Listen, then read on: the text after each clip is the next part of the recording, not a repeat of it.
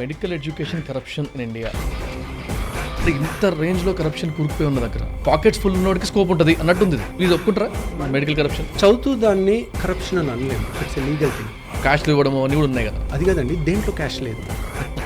ఎప్పుడు కూడా ఒక సైడ్ ఆఫ్ ద కాయిన్ చూడకూడదు. కొన్ని 1001కి ఓపెన్ కేటగిరీలో రాలేదు. 5,000 వాళ్ళకి కూడా ఫ్రీ సీట్ వస్తుందిగా, మరి అది కూడా కరప్షన్ అనాలా? క్వాలిఫికేషన్ మార్క్ ఇస్తారు. 720కి క్వాలిఫైయింగ్ మార్కు 150 ఏమో పెడుతున్నారు.